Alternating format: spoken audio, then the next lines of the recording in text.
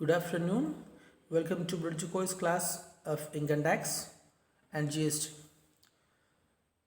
We are already explained about the basic terminologies of income tax during the last 2-3 sessions of Bridge Course class, and we just start with the basic terminologies of GST of today's morning session, Bridge Course session.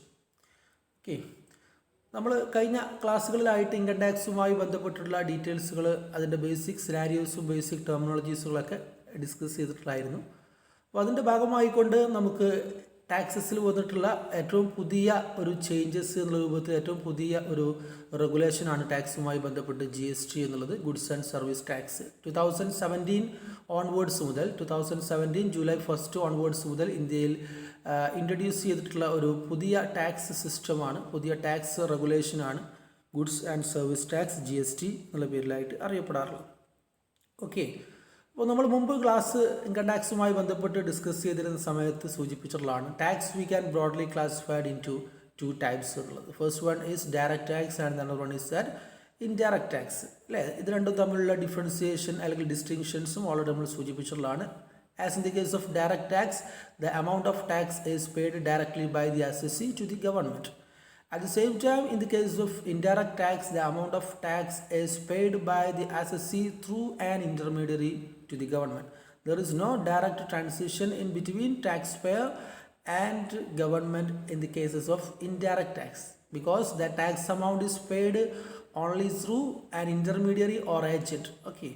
അപ്പോൾ indirect tax എന്നുള്ള terms കൊണ്ട് ഉദ്ദേശിക്കുന്നത് തന്നെയാണ് ഗവൺമെൻറ്റിലേക്ക് direct അല്ലാതെ indirect ആയിട്ടാണ് tax amount payment ചെയ്യുക. ഒരു ഏജൻസിയുടെ സഹായത്തോടു കൂടി, ഒരു ഇൻ്റർമീഡിയറ്റിൻ്റെ സഹായത്തോടു കൂടിയിട്ടാണ് നമ്മൾ ഇൻഡയറക്റ്റ് ടാക്സ് പ്രൊവൈഡ് ചെയ്യപ്പെടാറുള്ളത്. നോർമൽ കേസസിൽ ഇൻഡയറക്റ്റ് ടാക്സിൻ്റെ ഏറ്റവും പ്രോപ്പബിൾ ആയിട്ടുള്ള എക്സാമ്പിൾസുകളാണ് excise duty, value added tax, that means VAT, അതുപോലെ തന്നെ central sales tax, that means CST, and service tax, customs duty, etcetera. Okay, അതിൽ നമ്മൾ അതിൻ്റെ ബേസിക്കായിട്ട് എന്താണ് എക്സൈസ് ഡ്യൂട്ടി, എന്താണ് കസ്റ്റംസ് ഡ്യൂട്ടി, അതുപോലെ തന്നെ എന്താണ് വാല്യൂ ആഡഡ് ടാക്സ്, ഈ കാര്യങ്ങളെല്ലാം കഴിഞ്ഞ ഇൻകം ടാക്സുമായി ബന്ധപ്പെട്ട് നമ്മൾ എക്സ്പ്ലെയിൻ ചെയ്തിട്ടുള്ളതാണ്. ആക്ച്വലി എക്സൈസ് ഡ്യൂട്ടി എന്ന് പറഞ്ഞു കഴിഞ്ഞാൽ ഗുഡ്സ് മാനുഫാക്ചർ ചെയ്യുന്ന സമയത്ത്, നമ്മുടെ രാജ്യത്ത് ഗുഡ്സ് മാനുഫാക്ചർ ചെയ്യുന്ന സമയത്ത് ലെവി ചെയ്യപ്പെടുന്ന ടാക്സ് എമൗണ്ട് ആണ്. It's a tax which is charged on the goods produced within the country. എത്രയാണോ കോസ്റ്റ് ഓഫ് പ്രൊഡക്ഷൻ, ആ കോസ്റ്റ് ഓഫ് പ്രൊഡക്ഷൻ്റെ കൂടെ നമ്മളൊരു മാർജിൻ ഓഫ് പ്രോഫിറ്റ് കൂടി ആഡ് ചെയ്ത് കഴിഞ്ഞാൽ സ്വാഭാവികമായിക്കൊണ്ടും അതിന് നമുക്കൊരു എക്സ്ചേഞ്ച് പ്രൈസ് അല്ലെങ്കിൽ ഒരു സെല്ലിംഗ് പ്രൈസ് കിട്ടും. ആ സെല്ലിംഗ് പ്രൈസിന് മുകളിൽ ഒരു റിക്വയർഡ് പെർസെൻറ്റേജ്, ഒരു കൺസേൺഡ് പെർസെൻറ്റേജ് നമ്മൾ എക്സൈസ് ഡ്യൂട്ടി ആയിക്കൊണ്ട് ചാർജ് ചെയ്യും. ആ എക്സൈസ് ഡ്യൂട്ടി അടക്കമുള്ള എമൗണ്ട് ആണ് പിന്നീട് എന്ത് ചെയ്യുക, മറ്റൊരു പാർട്ടിയിലേക്ക് നമ്മൾ അതിൻ്റെ സെയിൽസ് ട്രാൻസാക്ഷൻ നടത്തുന്ന സമയത്ത് സെയിൽ പ്രൈസ് ആയിട്ട് ക്യാപ്ചർ ചെയ്യുക. അങ്ങനെ വാങ്ങുന്ന പ്രൈസിൽ 1 lakh rupees, ഇപ്പോൾ ഈ പറയപ്പെട്ട എക്സാമ്പിൾസിലാണെങ്കിൽ 1 lakh rupees നമ്മുടെ സെല്ലർ റിട്ടേൺ ചെയ്യപ്പെടുകയും 10,000 rupees ഗവൺമെൻറ്റിലേക്ക് എന്ത് ചെയ്യും, അടക്കാനുള്ള എമൗണ്ട് ആയിട്ട് മാറ്റി വെക്കുകയും ചെയ്യുന്ന ഒരു സാഹചര്യമാണ് ഉണ്ടാവുക. ഓക്കെ, അതുപോലെ തന്നെ വാറ്റ് എന്നുള്ളതാണ് ശരിക്ക് സെയിൽസ് നടക്കുന്ന സമയത്ത് ഉപയോഗിക്കുന്ന ടാക്സാണ് വാറ്റ് എന്നുള്ളതും അതുപോലെ തന്നെ CST എന്നുള്ളതും. സെയിൽസ് ടാക്സുമായി ബന്ധപ്പെട്ട രണ്ട് ടെർമിനോളജീസാണ് വാറ്റ് എന്നുള്ളതും CST എന്നുള്ളതും. ആക്ച്വലി സെയിൽസ് സാധാരണഗതിയിൽ രണ്ട് രീതിയിൽ കണ്ടക്ട് ചെയ്യാവുന്നതാണ്. ഒന്ന് ഇൻട്രാ സ്റ്റേറ്റ് സെയിൽസ് എന്നുള്ള പേരിലും മറ്റൊന്ന് ഇൻ്റർ സ്റ്റേറ്റ് സെയിൽസ് എന്നുള്ളതും. ഇൻട്രാ സ്റ്റേറ്റ് സെയിൽസ് എന്ന് പറഞ്ഞു കഴിഞ്ഞാൽ the sales which is undertaken within the territory of A state എന്നുള്ളതാണ്. ഒരു സ്റ്റേറ്റിൻ്റെ അകത്ത് നടക്കുന്ന സെയിൽസ് ട്രാൻസാക്ഷൻ പറയുന്ന പേരാണ് ഇൻട്രാ സ്റ്റേറ്റ് സെയിൽസ് എന്നുള്ള പേരിലായിട്ട് അറിയപ്പെടാറുള്ളത്. ഫോർ എക്സാമ്പിൾ ആയിക്കൊണ്ട് കേരളത്തിൽ എറണാകുളത്ത് നിന്ന് മലപ്പുറം ജില്ലയിലേക്ക് ഏതെങ്കിലും രൂപത്തിലൊരു ഗുഡ്സ് സെയിൽ ചെയ്യാന്നുണ്ടെങ്കിൽ അത് ഇൻട്രാ സ്റ്റേറ്റ് സെയിൽസ് ആണ്. കാരണം കേരള സ്റ്റേറ്റിൽ തന്നെയാണ് ഈ സെയിൽസ് നടക്കുന്നതിൻ്റെ പർച്ചേസറും സെല്ലറും കേരള സ്റ്റേറ്റിനകത്തുള്ള ആളുകളായതുകൊണ്ട് തന്നെ within the state of sales ട്രാൻസാക്ഷൻസിനാണ് നമ്മൾ ഇൻട്രാ സ്റ്റേറ്റ് ട്രാൻസാക്ഷൻ എന്നുള്ള പേരിലായിട്ട് അറിയപ്പെടാറുള്ളത്. ഇൻട്രാ സ്റ്റേറ്റ് ട്രാൻസാക്ഷൻ്റെ കേസസിൽ ചാർജ് ചെയ്യുന്ന സെയിൽസ് ടാക്സിനെ പറയുന്ന പേരാണ് ആക്ച്വലി വാറ്റ് അല്ലെങ്കിൽ വാല്യൂ ആഡഡ് ടാക്സ് എന്നുള്ള പേരിലായിട്ട് അറിയപ്പെടാറുള്ളത്. At the same time as in the case of inter state sales എന്ന് പറഞ്ഞു കഴിഞ്ഞാൽ the sales which is undertaken in between different states എന്നുള്ളതാണ്. രണ്ട് വ്യത്യസ്ത സ്റ്റേറ്റുകൾക്കിടയിൽ ഏതെങ്കിലും രൂപത്തിലുള്ള ഒരു സെയിൽസ് ട്രാൻസാക്ഷൻസ് കണ്ടക്ട് ചെയ്യുമ്പോൾ അതിനെ നമ്മൾ വിളിക്കുന്ന പേരാണ് ഇൻ്റർ സ്റ്റേറ്റ് സെയിൽസ് എന്നുള്ള പേരിലായിട്ട് അറിയപ്പെടാറുള്ളത്. ഇപ്പോൾ ഇവിടുന്ന് നമ്മൾ മലപ്പുറം ജില്ലയിൽ നിന്ന് അല്ലെങ്കിൽ എറണാകുളത്ത് നിന്ന് ബാംഗ്ലൂരിലേക്ക് നമ്മൾ ഏതെങ്കിലും രൂപത്തിലുള്ള സെയിൽസ് ട്രാൻസാക്ഷൻ നടത്തുകയാണ്, അതല്ലെങ്കിൽ ബോംബെയിൽ നിന്ന് ട്രിവാൻഡ്രത്തേക്ക് ഏതെങ്കിലും രൂപത്തിലുള്ള സെയിൽസ് ട്രാൻസാക്ഷൻ നടക്കുകയാണ്. ഇതൊക്കെ രണ്ട് വ്യത്യസ്ത സ്റ്റേറ്റുകൾ തമ്മിലാണ് ഈ ട്രാൻസാക്ഷൻ നടക്കുന്നത്. രണ്ട് വ്യത്യസ്ത സ്റ്റേറ്റുകളിലുള്ള ആളുകളാണ് ഈ സെയിൽസിലെ പാർട്ടീസായിട്ട് വരുന്നത്, ബയർ ആൻഡ് സെല്ലർ എന്ന രീതിയിലുള്ള പാർട്ടീസായിട്ട് വരുന്നത്. അപ്പോൾ സ്റ്റേറ്റുകൾ തമ്മിലുള്ള സെയിൽസ് ട്രാൻസാക്ഷനാണ് നമ്മൾ ഇൻ്റർ സ്റ്റേറ്റ് സെയിൽസ് ട്രാൻസാക്ഷൻ എന്നുള്ള പേരിൽ അറിയപ്പെടാറുള്ളത്. ഇൻ്റർ സ്റ്റേറ്റ് സെയിൽസ് ട്രാൻസാക്ഷൻ്റെ കേസസിൽ ഉപയോഗിക്കുന്ന സെയിൽസ് ടാക്സ് ആണ് നമ്മൾ CST, സെൻട്രൽ സെയിൽസ് ടാക്സ് എന്നുള്ള പേരിൽ അറിയപ്പെടാറുള്ളത്. സെൻട്രൽ സെയിൽസ് ടാക്സ് എന്നുള്ള പേരിലായിട്ട് അറിയപ്പെടാറുള്ളത്. Okay, and the third terminology service tax എന്നുള്ളതാണ്. സർവീസ് ടാക്സ് എന്നുള്ളത് it's a tax which is levied by government on service provided on all service except the service of negative list എന്നുള്ളതാണ്. സാധാരണഗതിയിൽ general ആയിട്ടുള്ള സർവീസിൻ്റെ മുകളിൽ ഗവൺമെൻറ് ഇമ്പാർട്ട് ചെയ്യുന്ന, government levy ചെയ്യുന്ന tax എമൗണ്ടിനെ പറയുന്ന പേരാണ് സർവീസ് ടാക്സ് എന്നുള്ള പേരിലായിട്ട് അറിയപ്പെടാറുള്ളത്. It is came into existence under the finance act 1994 onwards മുതലാണ് ഇന്ത്യയിൽ ഈ പറയപ്പെടുന്ന സർവീസ് ടാക്സ് ഇൻട്രൊഡ്യൂസ് ചെയ്തിട്ടുള്ളത്. ഓക്കെ, ഇതിൻ്റെയൊക്കെ കാൽക്കുലേഷൻസ് നമ്മൾ നേരത്തെ കസ്റ്റം ഡ്യൂട്ടിയുടെ കേസിൽ പറഞ്ഞ പോലെ തന്നെയാണ് ഉണ്ടാവുക. ഫോർ എക്സാമ്പിൾ ആയിക്കൊണ്ട് നമ്മളൊരു എഡ്യൂക്കേഷൻ ഇൻസ്റ്റിറ്റ്യൂഷനിൽ കോഴ്സിന് ചേരുകയാണെന്നുണ്ടെങ്കിൽ ആ കോഴ്സ് ഫീസ് എക്സാമ്പിൾ ആയിക്കൊണ്ട് 10,000 ആണെന്നുണ്ടെങ്കിൽ നമുക്കറിയാം ഒരു എഡ്യൂക്കേഷൻ ഇൻസ്റ്റിറ്റ്യൂഷൻ പ്രൊവൈഡ് ചെയ്യുന്ന സർവീസ് എന്നുള്ളത് സർവീസ് സെക്ടറാണ്. നമ്മൾ സർവീസ് സെക്ടറിൽ ചാർജ് ചെയ്യുന്ന ടാക്സ് ആണ് നേരത്തെ പറഞ്ഞ പോലെ തന്നെ സർവീസ് ടാക്സ് എന്നുള്ളത്. ഇപ്പോൾ എഡ്യൂക്കേഷൻ ഇൻസ്റ്റിറ്റ്യൂഷനിൽ നമ്മൾ സ്റ്റഡി ചെയ്യാൻ വേണ്ടി ചേരുമ്പോൾ അതിൻ്റെ ട്യൂഷൻ ഫീസ് ആയിക്കൊണ്ട് 10,000 റുപ്പീസ് ഈടാക്കുന്നുണ്ടെങ്കിൽ ആ 10,000-ൻ്റെ ഒരു 15% ചിലപ്പോൾ അവർ സർവീസ് ചാർജ് ആയിട്ടും ചാർജ് ചെയ്യും. സ്വാഭാവികമായിക്കൊണ്ടും അത് 11,500 എന്നുള്ള എമൗണ്ട് എന്ത് ചെയ്യേണ്ടി വരും, സ്റ്റുഡൻറ്റ് ആ ഒരു എഡ്യൂക്കേഷൻ ഇൻസ്റ്റിറ്റ്യൂഷനിലേക്ക് പ്രൊവൈഡ് ചെയ്യുകയും ആ പ്രൊവൈഡ് ചെയ്യുന്ന എമൗണ്ടിൽ 10,000 സ്ഥാപനം മെയിൻറ്റെയിൻ ചെയ്യപ്പെടുകയും ബാക്കി 1,500 റുപ്പീസ് ഗവൺമെൻറ്റിലേക്ക് ട്രാൻസ്ഫർ ചെയ്യാൻ വേണ്ടി മാറ്റിവെക്കുകയും ചെയ്യുന്ന സാഹചര്യമാണ് ഉണ്ടാവുക. ഓക്കെ, അതുപോലെ തന്നെ കസ്റ്റംസ് ഡ്യൂട്ടിയുടെ കേസിൽ ഇതൊരു ഇൻഡയറക്റ്റ് ടാക്സ് ആണ്. ഇത് export and import transactions conduct ചെയ്യുന്ന സമയത്ത് ഉപയോഗിക്കുന്ന ടാക്സ് എമൗണ്ട് ആണ് ആക്ച്വലി കസ്റ്റംസ് ഡ്യൂട്ടി. മറ്റൊരു രാജ്യത്ത് നിന്ന് സാധനം ഇറക്കുമതി ചെയ്യുകയോ അല്ലെങ്കിൽ മറ്റൊരു രാജ്യത്തേക്ക് ഗുഡ്സ് കയറ്റുമതി ചെയ്യുകയോ ചെയ്യുന്ന സമയത്ത് എക്സ്പോർട്ട് ആൻഡ് ഇമ്പോർട്ട് ആക്ടിവിറ്റീസുമായി റിലേറ്റ് ചെയ്തുകൊണ്ട് യൂസ് ചെയ്യുന്ന ഇൻഡയറക്റ്റ് ടാക്സിൻ്റെ കോമ്പണൻസ് ആണ് ആക്ച്വലി കസ്റ്റംസ് ഡ്യൂട്ടി എന്നുള്ള പേരിലായിട്ട് അറിയപ്പെടാറുള്ളത്. ഓക്കെ, അപ്പോൾ ഞാൻ പറഞ്ഞു വന്നിട്ടുള്ളത് സാധാരണഗതിയിൽ ഇൻഡയറക്റ്റ് ടാക്സ് എന്നുള്ളത് ഒരു ഇൻ്റർമീഡിയറിയിലൂടെ എന്ത് ചെയ്യാൻ ഗവൺമെൻറ്റിലേക്ക് കടക്കുന്ന ടാക്സ് എമൗണ്ട് ആണ് ഇൻഡയറക്റ്റ് ടാക്സ് എന്നുള്ള പേരിലായിട്ട് അറിയപ്പെടാറുള്ളത്. ഇത് ചില ഇൻഡയറക്റ്റ് ടാക്സുകൾ സ്റ്റേറ്റ് ഗവൺമെൻറ്റിന് കിട്ടുന്ന റവന്യൂ ആയിക്കൊണ്ടും എന്നാൽ ചില ഇൻഡയറക്റ്റ് ടാക്സുകൾ സെൻട്രൽ ഗവൺമെൻറ് കിട്ടുന്ന റവന്യൂ ആയിക്കൊണ്ടും പരിഗണിക്കപ്പെടാറുണ്ട്. മുമ്പ് നമ്മൾ ഇൻകം ടാക്സ് എടുത്ത സമയത്ത് ആ ക്ലാസിഫിക്കേഷൻ ക്ലിയർ ആയിട്ട് സൂചിപ്പിച്ചതാണ്. അപ്പോൾ നമ്മൾ ഒന്നുകൂടി റിപ്പീറ്റ് ചെയ്യുകയാണെന്നുണ്ടെങ്കിൽ വാറ്റ് അതുപോലെ തന്നെ CST, വാല്യൂ ആഡഡ് ടാക്സ് അതുപോലെ തന്നെ CST, ഈ രണ്ട് കോമ്പണൻസുകൾ ആക്ച്വലി സ്റ്റേറ്റ് ഗവൺമെൻറ്റിന് കിട്ടുന്ന ഇൻഡയറക്റ്റ് ടാക്സുകളാണ്. വാല്യൂ ആഡഡ് ടാക്സും അതുപോലെ തന്നെ CSTയുടെ full form actually central sales tax എന്നുള്ളതാണെങ്കിൽ പോലും നമ്മളെ സംബന്ധിച്ചിടത്തോളം അത് ഒരു സ്റ്റേറ്റ് ഗവൺമെൻറ്റിന് റവന്യൂ ആയിട്ട് തന്നെയാണ് പരിഗണിക്കപ്പെടാറുള്ളത്. At the same time central ഗവൺമെൻറ്റിന് കിട്ടുന്ന പ്രധാനപ്പെട്ട ഇൻഡയറക്റ്റ് ടാക്സസ് എന്നുള്ളത് ഒന്ന് എക്സൈസ് ഡ്യൂട്ടി, മറ്റൊന്ന് സർവീസ് ടാക്സും അതുപോലെ തന്നെ കസ്റ്റംസ് ഡ്യൂട്ടി, ഈ രൂപത്തിലുള്ള കാര്യങ്ങളാണ്. ഓക്കെ, അപ്പോൾ നമ്മുടെ പോയിന്റ്സ് എന്നുള്ളത് GST എന്നുള്ള കോമ്പണൻസിലേക്കുള്ള ഒരു എൻട്രി കിട്ടാൻ വേണ്ടിയിട്ടാണ് നമ്മൾ ഈ രൂപത്തിലുള്ള കാര്യങ്ങളെല്ലാം ജസ്റ്റ് എക്സ്പ്ലെയിൻ ചെയ്തിട്ടുള്ളത്. That means there are different types of indirect taxes in India in which some type of indirect taxes are collected by central government.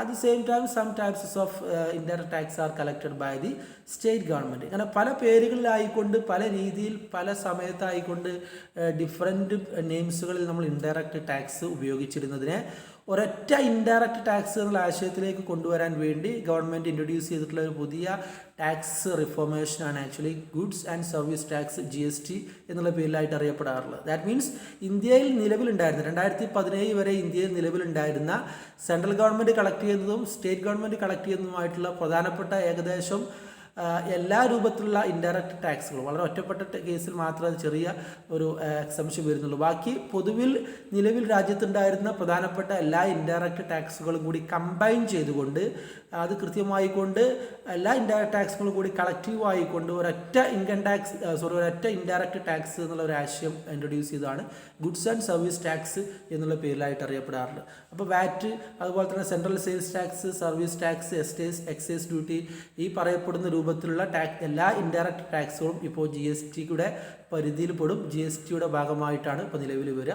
ബാക്കിയുള്ള എല്ലാ ഇൻഡയറക്റ്റ് ടാക്സ് കൂടി ഒന്നായിട്ട് ഒരുമിച്ച് കൂടി ചേർന്നുകൊണ്ട് ഇപ്പോൾ നിലവിൽ ഒരൊറ്റ ഇൻഡയറക്റ്റ് ടാക്സിലാണ് ഏറ്റവും പ്രധാനമായിട്ട് സൂചിപ്പിക്കാറുള്ളത് ജി എസ് ടി എന്നുള്ള പേരിൽ. പിന്നെ ഉള്ളത് പഴയ സിസ്റ്റം പ്രകാരം നിലവിലുള്ള ഒരേ ഒരു ടാക്സ് എന്നുള്ളത് BCD എന്നുള്ളതാണ്, അതായത് കസ്റ്റംസ് ഡ്യൂട്ടി എന്നുള്ളതാണ്. കസ്റ്റം ഡ്യൂട്ടീസിനെ ഇപ്പോൾ പറയാറുള്ളത് ബേസിക് കസ്റ്റംസ് ഡ്യൂട്ടി എന്നുള്ള പേരിലുള്ള ഒരു ടാക്സ് മാത്രമേ ജി എസ് ടിക്ക് പുറമെ ഇപ്പോൾ അവൈലബിൾ ആയിട്ടുള്ള പ്രധാനപ്പെട്ട ഇൻഡയറക്റ്റ് ടാക്സുകളായിട്ട് വരുന്നുള്ളൂ എന്നർത്ഥം. ഓക്കെ, അപ്പോൾ ഇവിടെ ജി എസ് ടി എന്നോട് ഉദ്ദേശിക്കുന്നത് ഒരു ഗുഡ്സ് ആൻഡ് സർവീസ് ടാക്സ് എന്നാണ് അതിൻ്റെ full form. Goods and service tax എന്നോട് ഉദ്ദേശിക്കുന്നത് ഇന്ത്യയിൽ കഴിഞ്ഞ കാലങ്ങളിൽ നിലവിലുണ്ടായിരുന്ന ഡിഫറെൻറ്റ് നെയിംസുകളുള്ള ഇൻഡയറക്റ്റ് ടാക്സിനെ ഒന്നായിട്ട് മെർജ് ചെയ്തുകൊണ്ട്, ഒന്നായിട്ട് കമ്പൈൻ ചെയ്തുകൊണ്ട് ഒരൊറ്റ ഇൻഡയറക്റ്റ് ടാക്സ് എന്ന രൂപത്തിലേക്ക് മാറ്റിയതിനാണ് ആക്ച്വലി നമ്മൾ ജി എസ് ടി എന്നുള്ള പേരിലായിട്ട് അറിയപ്പെടാറുള്ളത്. പ്രസന്റ് സിനാരിയോയിൽ എക്സിസ്റ്റിംഗ് ടൈംസിൽ ഇന്ത്യയിൽ നിലവിലുള്ള ടാക്സ് സിസ്റ്റം എന്നുള്ളത് ഡയറക്റ്റ് ടാക്സും ഇൻഡയറക്റ്റ് ടാക്സും നമ്മൾ എക്സാമ്പിൾ പറയുകയാണെന്നുണ്ടെങ്കിൽ ഡയറക്റ്റ് ടാക്സിൻ്റെ എക്സാമ്പിൾസാണ് ഇൻകം ടാക്സ് എന്നുള്ളത്. അതുപോലെ തന്നെ ഇൻഡയറക്റ്റ് ടാക്സിന് ഇപ്പോൾ 2 വേരിയൻ്റ് ആണുള്ളത്. ഒന്ന് ജി എസ് ടി എന്നുള്ളതും മറ്റൊന്ന് ഞാൻ നേരത്തെ പറഞ്ഞ ബേസിക് കസ്റ്റംസ് ഡ്യൂട്ടി, BCD എന്ന് പറയും. കസ്റ്റംസ് ഡ്യൂട്ടിയുടെ തന്നെ ഒരു വേർഷൻ ബേസിക് കസ്റ്റംസ് ഡ്യൂട്ടി. ഈ 2 ഇൻഡയറക്റ്റ് ടാക്സുകളും ഇൻകം ടാക്സിൻ്റെ എന്നുള്ള പേരിലുള്ള ഒരു ഡയറക്റ്റ് ടാക്സ്, ഈ 3 പ്രധാനപ്പെട്ട ടാക്സ് സിസ്റ്റംസുകളാണ് രാജ്യത്ത് ഇപ്പോൾ നിലവിലുള്ളതായിട്ട് വരുന്നത്. ഓക്കെ, ഇനി എന്താണ് ജി എസ് ടി എന്നുള്ളതാണ് നമുക്ക് സൂചിപ്പിക്കാനുള്ളത്. എന്താണ് ജി എസ് ടി എന്ന് പറഞ്ഞു കഴിഞ്ഞാൽ ഗുഡ്സ് ആൻഡ് സർവീസ് ടാക്സ് എന്നോട് ഉദ്ദേശിക്കുന്നത് ഞാൻ നേരത്തെ സൂചിപ്പിച്ച പോലെ തന്നെ വൺ നാഷൻ വൺ ടാക്സ് എന്നുള്ള ഗവൺമെൻറ്റിൻ്റെ ഏറ്റവും ഫേമസ് ആയിട്ടുള്ള ഒരു മോട്ടോയുടെ ഭാഗമായിക്കൊണ്ട്, ഗോൾസിൻ്റെ ഭാഗമായിക്കൊണ്ട് 2017 മുതൽ ഇന്ത്യയിൽ ഇംപ്ലിമെൻറ്റ് ചെയ്തിട്ടുള്ള ഒരു പുതിയ ഇൻഡയറക്റ്റ് ടാക്സ് സിസ്റ്റമാണ് ജി എസ് ടി എന്നുള്ള പേരിലായിട്ട് അറിയപ്പെടാറ്. 2017 വരെ ഞാൻ നേരത്തെ സൂചിപ്പിച്ച പോലെ വാറ്റ് അല്ലെങ്കിൽ സെൻട്രൽ സെയിൽസ് ടാക്സ് അല്ലെങ്കിൽ കസ്റ്റംസ് ഡ്യൂട്ടി, എക്സൈസ് ഡ്യൂട്ടി, അങ്ങനെ പല പേരുകളായിക്കൊണ്ട് പല തവണയായിക്കൊണ്ട് പല സമയത്തായിക്കൊണ്ട് ചാർജ് ചെയ്യുന്ന എല്ലാ ഇൻഡയറക്റ്റ് ടാക്സുകളും ഒരുമിച്ച് ചേർത്തുകൊണ്ട് ഒരു രാജ്യത്തിന് ഒരൊറ്റ ഇൻഡയറക്റ്റ് ടാക്സ് എന്നുള്ള ആശയം ഇൻട്രൊഡ്യൂസ് ചെയ്യുന്നതിനാണ് സാധാരണഗതിയിൽ ഗുഡ്സ് ആൻഡ് സർവീസ് ടാക്സ് എന്നുള്ള പേരിൽ അറിയപ്പെടുന്നത്. ഇന്ത്യയിൽ ഇത് 2017 ജൂലൈ 1 ഓൺവേർഡ്സ് മുതലാണ് ഇംപ്ലിമെൻറ്റ് ചെയ്തു തുടങ്ങിയത്. 1 ജൂലൈ 2017 മുതലാണ് ഇന്ത്യയിൽ ഇത് ഇംപ്ലിമെൻറ്റ് ചെയ്ത് തുടങ്ങിയിട്ടുള്ളത്. അപ്പോൾ ഇന്ത്യയിൽ 2017 ഇംപ്ലിമെൻറ്റ് ചെയ്തത് എങ്കിൽ പോലും ആക്ച്വലി ജി എസ് ടി എന്നുള്ളത് കുറച്ച് പഴക്കമുള്ള ഒരു കോമ്പണൻസ് ആണ് ഇൻ്റർനാഷണൽ ലെവൽസിൽ നമ്മൾ നോക്കുന്ന സമയത്ത്. ദാറ്റ് മീൻസ് എന്താണ്, ഫ്രാൻസ് എന്നുള്ള രാജ്യമാണ് ഈ പറയപ്പെടുന്ന ജി എസ് ടി എന്നുള്ള കൺസെപ്റ്റ് ആദ്യമായി കൊണ്ട് ലോകത്തിലേക്ക് ഇൻട്രൊഡ്യൂസ് ചെയ്യപ്പെടുന്നത് 1954 1954 തന്നെ ഫ്രാൻസിൽ എന്ത് ചെയ്തിട്ടുണ്ട്, ജി എസ് ടി എന്നുള്ള ആശയം ഇൻട്രൊഡ്യൂസ് ചെയ്യുകയും അതുമായി ബന്ധപ്പെട്ട ടാക്സ് സിസ്റ്റം ഇൻട്രൊഡ്യൂസ് ചെയ്യുകയും ചെയ്തിട്ടുണ്ട്. അതിൻ്റെ ഭാഗമായി കൊണ്ട് പല ലോകരാജ്യങ്ങളും, ഇൻ്റർനാഷണലി ഫേമസ് ആയിട്ടുള്ള പല ലോകരാജ്യങ്ങളും അവരുടെ ഇൻഡയറക്റ്റ് ടാക്സ് ആയിക്കൊണ്ട് ജി എസ് ടി എന്നുള്ള രൂപത്തിലുള്ള കൺസെപ്റ്റാണ് ഇൻട്രൊഡ്യൂസ് ചെയ്ത് വന്നിരുന്നത്. ഒരു രാജ്യത്തിന് ഒരു യൂണിഫോംഡ് ആയിട്ടുള്ള ഒരു ടാക്സ് സിസ്റ്റം കൊണ്ടുവരുന്നതിൻ്റെ ഭാഗമായിക്കൊണ്ട് പല ഫേമസ് ആയിട്ടുള്ള രാജ്യങ്ങളും വളരെ മുമ്പ് കാലം മുതൽക്ക് തന്നെ എന്ത് ചെയ്തിട്ടുണ്ട്, ജി എസ് ടി എന്നുള്ള ആശയം ഇംപ്ലിമെൻറ്റ് ചെയ്തിട്ടുണ്ട്.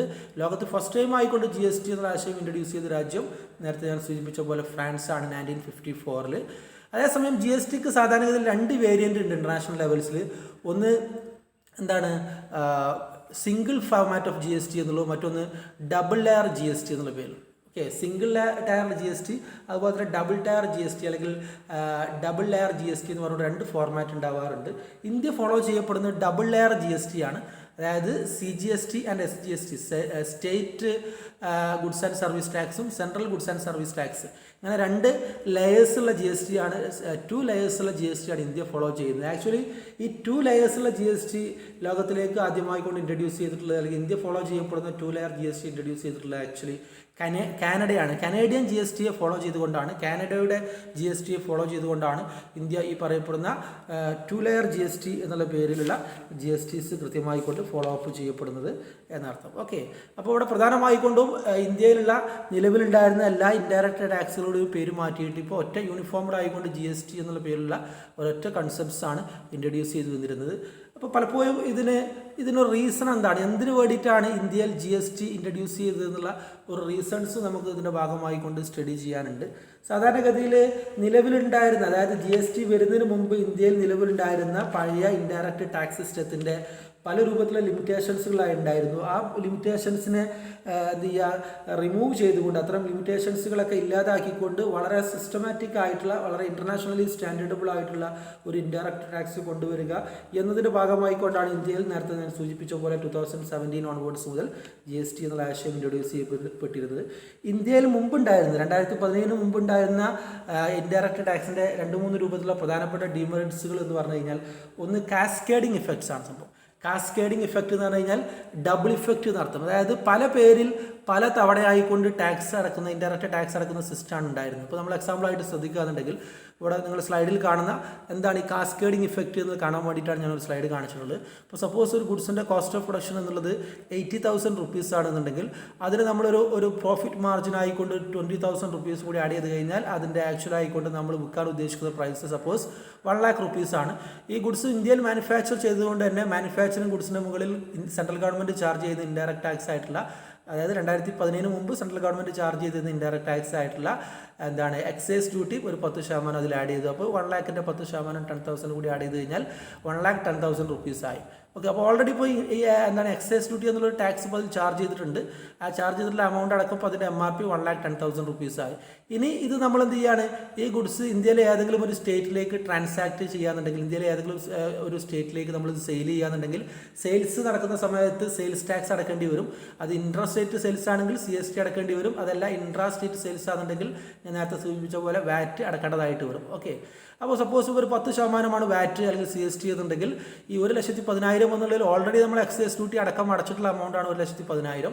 ഈ 1,10,000ൻ്റെ പുറമെ വീണ്ടും നമ്മൾ എന്ത് ചെയ്യേണ്ടി വരും, സെയിൽസ് നടക്കുമ്പോൾ സെയിൽസ് ടാക്സ് ആയിട്ടുള്ള VAT അതല്ലെങ്കിൽ CST എമൗണ്ട് വീണ്ടും അഡീഷണൽ ആയിട്ട് കെട്ടേണ്ടി വരും. ഓക്കെ, ഇതിപ്പോൾ എത്ര എമൗണ്ടായി, ഇതിപ്പോൾ 2 ട്രാൻസിഷനായി, 2 ടാക്സുകൾ ഇപ്പോൾ നമ്മൾ എന്ത് ചെയ്തു, പർട്ടിക്കുലർ ഗുഡ്സുമായി ബന്ധപ്പെട്ട് ചാർജ് ചെയ്തു. അങ്ങനെ പല പേരിലായിക്കൊണ്ട് ഒന്നിൽ കൂടുതൽ തവണ അല്ലെങ്കിൽ ഒന്നിൽ കൂടുതൽ തവണ പല പേരിലായിക്കൊണ്ട് ടാക്സ് ഈടാക്കുന്ന പ്രൊവിഷൻസിനെയാണ് നമ്മൾ കാസ്കേഡിംഗ് ഇഫക്റ്റ്, ഡബിൾ ഇഫക്റ്റ് എന്നുള്ള പേരിൽ ടാക്സ് ഒന്നിൽ കൂടുതൽ തവണ എന്ത് ചെയ്യുക ആഡ് ചെയ്ത് പോകുന്ന ഒരു പ്രൊവിഷൻസ് എന്ന രൂപത്തിൽ കാസ്കേഡിംഗ് ഇഫക്റ്റ് എന്ന് പറയും. ഈ കാസ്കേഡിംഗ് ഇഫക്റ്റ് ഇല്ലാതെയാക്കാൻ പറ്റുമെന്നുള്ളതാണ് ഏറ്റവും പ്രധാനമായിക്കൊണ്ട് GST സിസ്റ്റം വന്നു കഴിഞ്ഞാൽ ഉണ്ടാകുന്നതിൻ്റെ ഏറ്റവും പ്രധാനപ്പെട്ട പ്രത്യേകതയായിക്കൊണ്ട് സൂചിപ്പിക്കാറുള്ളത്. ഓക്കെ, അതുപോലെ തന്നെ മറ്റൊരു പ്രധാനപ്പെട്ട പ്രത്യേകത എന്നുള്ളത് എന്താണ്, പരമാവധി നമുക്ക് എക്സ്പ്ലോയിറ്റേഷൻസ് അല്ലെങ്കിൽ വ്യത്യസ്ത രീതിയിലുള്ള മാൽ പ്രാക്ടീസുകൾ പരമാവധി റെഡ്യൂസ് ചെയ്യാൻ വേണ്ടി സാധിക്കുമെന്നുള്ളതും ഇതിൻ്റെ ഏറ്റവും പ്രധാനപ്പെട്ട GSTയുടെ ഏറ്റവും പ്രധാനപ്പെട്ട ബെനിഫിറ്റ്സ് ആണ്. അതായത് ഇപ്പോൾ സപ്പോസ് നമ്മൾ VAT ആണ് പണ്ടുള്ള സിസ്റ്റം പ്രകാരം VAT ആണ് ചാർജ് ചെയ്തിരുന്നുണ്ടെങ്കിൽ VAT ആക്ച്വലി ഒരു സ്റ്റേറ്റ് ടാക്സ് ആണ്. ഇപ്പോൾ കേരളത്തിൽ VAT 14% അതെന്നുണ്ടെങ്കിൽ ചിലപ്പോൾ എന്താണ് കർണാടകയിൽ ചിലപ്പോൾ അത് 8% അല്ലെങ്കിൽ 5% ആയിരിക്കും. വ്യത്യസ്ത സ്റ്റേറ്റുകളിൽ വ്യത്യസ്ത വാറ്റിൻ്റെ ചാർജാണ് ഉണ്ടാവുക. അപ്പോൾ സപ്പോസ് ഇപ്പോൾ ഒരു ലാപ്ടോപ്പ് നമ്മൾ വാങ്ങിക്കുന്ന സമയത്ത് ഇത് കർണാടകയിൽ പോയി വാങ്ങിക്കഴിഞ്ഞാൽ കർണാടകയുടെ VAT 5% അവിടുന്ന് 25,000 റുപ്പീസിൻ്റെ ഒരു ലാപ്ടോപ്പ് വാങ്ങുമ്പോൾ 25,000ൻ്റെ പുറത്ത് 5% മാത്രമേ എന്ത് ചെയ്യേണ്ടിയിരുന്നുള്ളൂ, VAT അടക്കേണ്ടിയിരുന്നുള്ളൂ. അതേസമയം നമ്മൾ ഇതേ ഗുഡ്സ് കേരളത്തിൽ നിന്ന് വാങ്ങുകയാണെങ്കിൽ കേരളത്തിലെ കേരള VAT ആക്ട് പ്രകാരമുള്ള പെർസെൻറ്റേജാണ് വെക്കുക. കേരളത്തിൻ്റെ വാറ്റിൻ്റെ പെർസെൻറ്റേജ് മുമ്പ് 15% ഉണ്ടായിരുന്നത്. അപ്പോൾ ലാപ്ടോപ്പ് നമ്മൾ കേരളത്തിൽ നിന്ന് വാങ്ങാന്നുണ്ടെങ്കിൽ 25,000 അതിൻ്റെ പ്രൈസ്. 25,000ൻ്റെ 15% നമ്മൾ എന്ത് ചെയ്യേണ്ടിയിരുന്നു, ടാക്സ് എമൗണ്ട് ആയിട്ട് കേരളത്തിൽ അടക്കേണ്ടിയിരുന്നു അല്ലേ. ഇപ്പോൾ ഫലത്തിൽ എന്താ സംഭവിക്കുന്നത്, കർണാടകയിൽ നിന്ന് നമ്മൾ ലാപ്ടോപ്പ് വാങ്ങുകയാണെന്നുണ്ടെങ്കിൽ ലാപ്ടോപ്പിൻ്റെ വിലയായിട്ടുള്ള 25,000ൻ്റെ 5% ടാക്സ് ആയിട്ട് അടച്ചു കഴിഞ്ഞാൽ നമുക്ക് ബാംഗ്ലൂരിൽ പോയിട്ട് അല്ലെങ്കിൽ കർണാടകയിലെ ഏതെങ്കിലും സ്ഥലത്ത് പോയിട്ട് ഒരു ലാപ്ടോപ്പ് പോയി പർച്ചേസ് ചെയ്യുക. അതേസമയം ഇത് കേരളത്തിൽ നിന്നാണ് നമ്മൾ വാങ്ങുന്നത് എന്നുണ്ടെങ്കിൽ കേരളത്തിൽ ആ ലാപ്ടോപ്പിൻ്റെ 25,000ന് നമ്മൾ 15% അഡീഷണൽ ആയിട്ട് VAT കെട്ടേണ്ടത്. അങ്ങനെ വരുമ്പോൾ എന്താ സ്വാഭാവികമായിട്ട് സംഭവിക്കുക, പല രീതിയിലുള്ള കള്ളക്കടത്ത് പോലെയുള്ള പല രൂപത്തിലുള്ള ആക്ടിവിറ്റീസ് നടത്തുക. അതായത് ഒളിച്ചു കടത്തും. നമ്മൾ ബാംഗ്ലൂർ പോയിട്ട് നമ്മൾ എന്ത് ചെയ്യും, ഒരു 10-50 ലാപ്ടോപ്പ് പർച്ചേസ് ചെയ്തിട്ട് എന്ത് ചെയ്യുക, കാരണം അവിടെ പർച്ചേസ് ചെയ്യുമ്പോൾ 5% VAT ചാർജ് വരുന്നുള്ളൂ. അതിനുശേഷം എന്ത് ചെയ്യും, നമ്മളത് ടാക്സ് ഡിപ്പാർട്ട്മെൻറ്റിനെ അറിയിക്കാതെ അത് കേരളത്തിലേക്ക് കൊണ്ടുവന്ന് കേരളത്തിൽ ഇത് വിൽക്കുന്ന സമയത്ത് നമുക്ക് കൊള്ളലാഭം ഉണ്ടാക്കിയെടുക്കാൻ പറ്റും. കാരണം കേരളത്തിൽ വിൽക്കുമ്പോൾ എന്ത് ചെയ്യുക, ഈ പറയപ്പെടുന്ന രൂപത്തിൽ കസ്റ്റമേഴ്സിൽ നിന്നും 15% ടാക്സ് നമുക്ക് ഈടാക്കുകയും ചെയ്യാം. അപ്പം അങ്ങനെ വരുന്ന സമയത്ത് മാൽ പ്രാക്ടീസ് ഒരുപാട് കൂടാനുള്ള സാധ്യത എവിടെ ഉണ്ട്, ഈ പറയപ്പെടുന്ന പഴയ VAT സിസ്റ്റം നിലവിലുണ്ടായിരുന്ന സമയത്ത് ഉണ്ടായിരുന്നു എന്നുള്ളത് ഏറ്റവും പ്രധാനപ്പെട്ട ഒരു മെറിറ്റ്സ് ആണെന്ന് നടക്കും. ഓക്കെ, അപ്പോൾ പഴയ GSTക്ക് ഉണ്ടായിരുന്ന ഏറ്റവും പ്രധാനപ്പെട്ട ഡിമെറിറ്റ്സ് ആയിരുന്നു ഈ പറയപ്പെടുന്ന എക്സ്പ്ലോയിറ്റേഷൻ്റെ ചാൻസ് വളരെയധികം കൂടുതലാണ് എന്നുള്ളത്. മറ്റൊന്ന് യൂണിഫോംഡ് അല്ലാതിരുന്നൊരു ടാക്സ് ആണ് പണ്ടുണ്ടായിരുന്നത്. നോൺ യൂണിഫോംഡ് ടാക്സ് ആണ്. പല സ്റ്റേറ്റുകളിലും പല പെർസെൻറ്റേജ് ഓഫ് ടാക്സ് ആണ് ഇന്ത്യയിൽ ഉണ്ടായിരുന്നത്. ഇന്ത്യയിലെ വ്യത്യസ്ത സ്റ്റേറ്റുകളിൽ വ്യത്യസ്ത റേറ്റ് ഓഫ് ടാക്സ് ആണ് നിലവിലുണ്ടായിരുന്നത് എന്നുള്ളതും മുമ്പ് ഉണ്ടായിരുന്ന ടാക്സിൻ്റെ ഏറ്റവും പ്രധാനപ്പെട്ട ഒരു ലിമിറ്റേഷനാണ്. അതുപോലെ തന്നെ നമുക്ക് ഗുഡ്സിനെ ഐഡൻറ്റിഫൈ ചെയ്യാൻ വളരെ പ്രയാസമായിരുന്നു സംഭവം.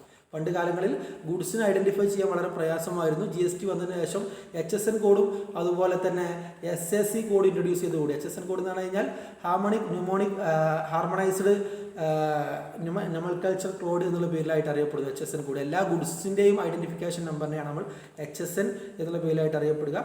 സർവീസ് സെക്ടറിൽ സർവീസ് പ്രൊവൈഡ് ചെയ്യുമ്പോൾ അതിൻ്റെ ഐഡൻറ്റിഫിക്കേഷൻ കോഡാണ് സർവീസ് ഐഡൻറ്റിഫിക്കേഷൻ കോഡ് എന്നുള്ള പേരിൽ എന്താണ് നമ്മൾ SAC എന്നുള്ള രൂപത്തിലുള്ള ടെർമിനോളജീസ് ഡിസ്കസ് ചെയ്യപ്പെടാറുള്ളത്. അപ്പോൾ ഞാൻ പറഞ്ഞു വരുന്നത് മുമ്പുണ്ടായിരുന്ന ടാക്സ് സിസ്റ്റത്തിനുണ്ടായിരുന്ന വളരെ പ്രധാനപ്പെട്ട 2-3 ഡീമോറൽസുകളായിരുന്നു കാസ്കേഡിങ് ഇഫക്ട്സ്, അതുപോലെ തന്നെ കറപ്ഷൻസ്, അതുപോലെ തന്നെ മൾട്ടിപ്ലിസിറ്റി ഓഫ് ടാക്സ് ഇവൻറ്റ്, അതുപോലെ തന്നെ എന്താണ്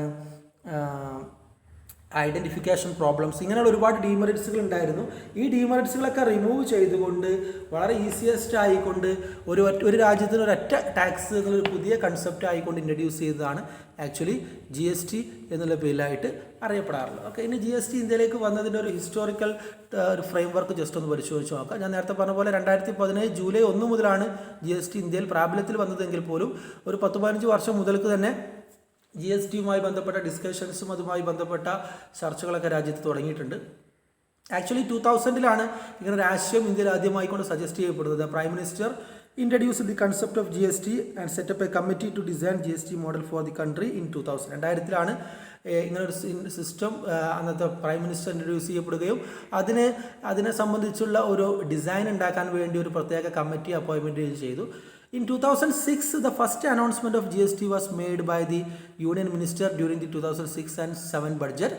That would be introduced in April 2010. അതിനുശേഷം 2006 എന്ത് ചെയ്തു, നമ്മളിത് പ്രഖ്യാപിച്ചു സംഭവം. 2010 ഇത് ഇംപ്ലിമെൻറ്റ് ചെയ്യുമെന്ന് പറഞ്ഞു വന്ന ശേഷം അതിനുശേഷം 2016 ഇന്ത്യയിലെ ആദ്യത്തെ GST കൗൺസിൽ മീറ്റിംഗ് കണ്ടക്ട് ചെയ്തു. GST കൗൺസിൽ എന്ന് പറഞ്ഞു കഴിഞ്ഞാൽ GSTയുമായി ബന്ധപ്പെട്ട എല്ലാ പ്രധാനപ്പെട്ട ഡിസിഷനും എടുക്കുന്ന അതോറിറ്റിയുടെ പേരാണ് GST കൗൺസിൽ എന്നുള്ള പേരിലായിട്ട് അറിയപ്പെടാറുള്ളത്. അപ്പോൾ GST കൗൺസിലിൻ്റെ മീറ്റിംഗ് ആദ്യമായി കൊണ്ട് കൂടുകയും അതുമായി ബന്ധപ്പെട്ട് GST ഇന്ത്യയിൽ ഇംപ്ലിമെൻറ്റ് ചെയ്യാൻ വേണ്ടി തീരുമാനിക്കുകയും ചെയ്തു.